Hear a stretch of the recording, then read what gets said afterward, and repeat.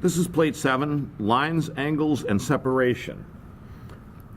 Going to start with our standard border, and then we're going to make some divisions here. I'm going to put a mark at 3 inches in from the left border, and then I'm going to come 3 inches in from the right border. 1, 2, 3. That's going to leave me a 4-inch, 1, 2, 3, 4-inch section in the middle. Take my 90, draw border lines,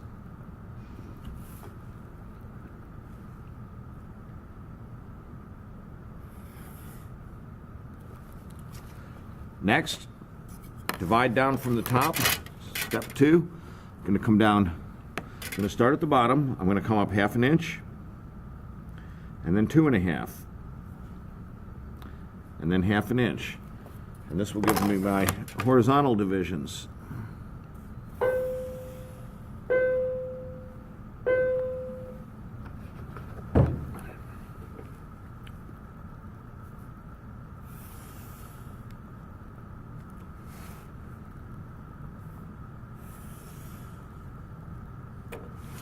So I've divided the top section into 6 boxes. These boxes are 3 inches long, 2 1/2 inches high. They're all 2 1/2 inches high. This one's 4 inches long. Now the next thing we're going to do is we're going to put the lines in here, the construction lines in, so that we can do the lettering for each of these. Keep in mind, while our usual letters are 5/16 of an inch high, the lettering in this section, these letters are only going to be 1/4 inch high. So I'm going to measure 1/8 of an inch off of each of these little sections, and that's why we have these small sections here. My first section here is going to be construction lines drawn at 90 degrees with a 1/8 inch separation. So I'm going to start by just drawing a construction line through this section where I can put my marks. I'm going to take my 1/8 inch scale, take the 1/8 inch scale, and I'm just going to put a measurement mark at each one of these points. By using this scale, I don't have to repeatedly measure 1/8 of an inch, which is why we have this architect scale. Once I have my lines in there, take my 90, and remember, these are construction lines.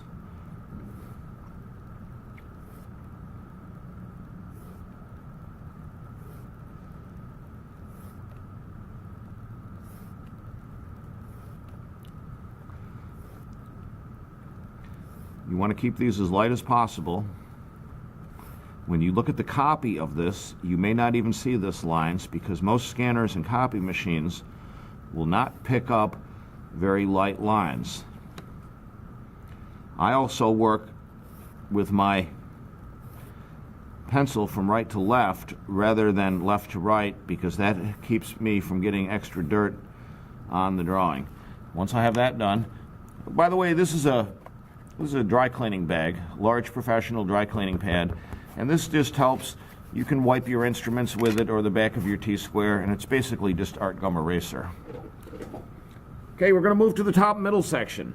The top middle section is going to be hidden lines drawn at 0 degrees, which is a horizontal line, with 1/4 inch separation. So I'm going to draw a construction line here for measurements. Every time you're drawing these, you have to draw a construction line, a perpendicular construction line, so that you are able to get the measurements correctly. Now I'm going to use my 1/4 inch scale here, and I'm going to mark every quarter.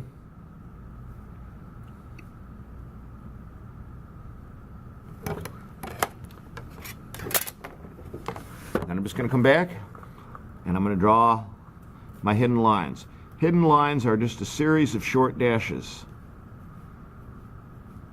Pay attention as you're doing this so you don't get curlicues at the end by lifting your pencil too soon.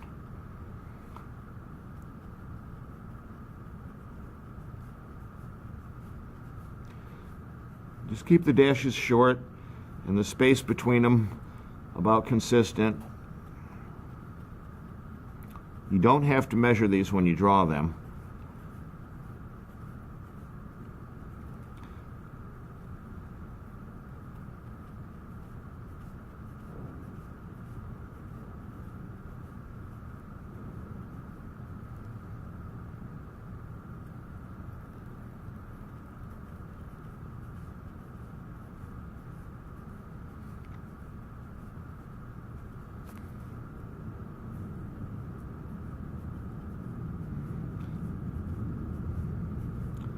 Many beginning students don't seem to have too much trouble drawing and measuring at right angles as long as they're at 0 and 90. The problem usually develops when we go off at an angle. As long as you remember that the construction line that you measure along and the lines that you are drawing, the angles of the combined angles of both of those has to add up to 90 degrees, you'll be all right.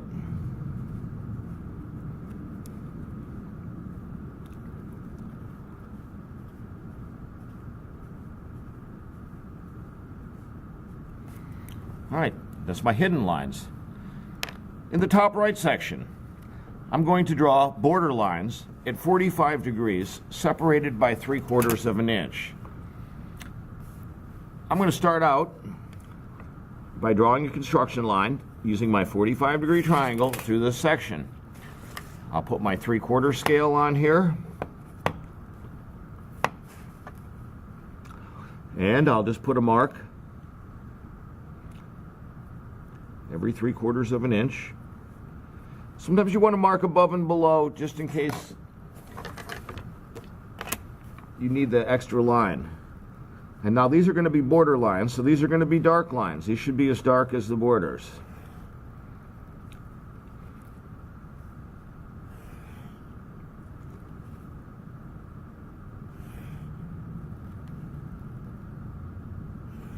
And the bottom line is off. Border lines 3/4. Moving down to this section, I'm going to be drawing object lines at 30 degrees. Well, the 45 isn't too bad because a 45 one way and a 45 the other way add up to 90. Since I'm going to be drawing object lines at 30 degrees in this direction, I'm going to draw my construction line for my measurement at 60 degrees this way. I'm going to use 3/8 of an inch for my separation.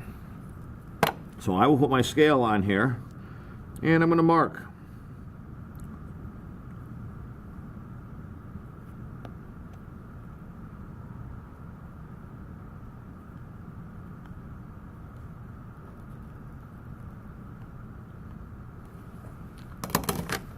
Okay, I have my line like this. Flip my triangle down to 30.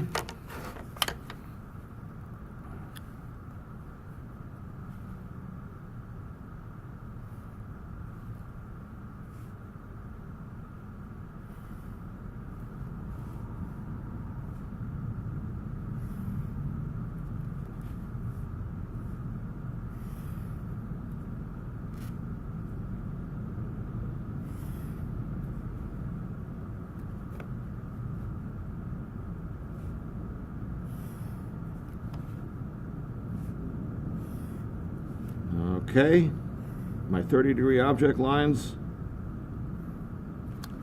Object lines, 30 degrees. I'm going to skip the middle one because this is going to be a small starburst at multiple angles. And I'm going to move over to this section where I'm going to draw center lines at 60 degrees. I'm going to draw my center lines, and this will be 60 degrees here. So that means I'm going to have to draw my construction line at 30 degrees. I'm going to draw my construction line through here at 30 degrees. I'm going to put my 1/2 inch scale on here and just put my marks. And using these various scales makes a huge difference. It's time savings. Now, a center line is a line with one break in the middle, one small dash. If it gets longer, sometimes you want to use a couple dashes. Work right down this.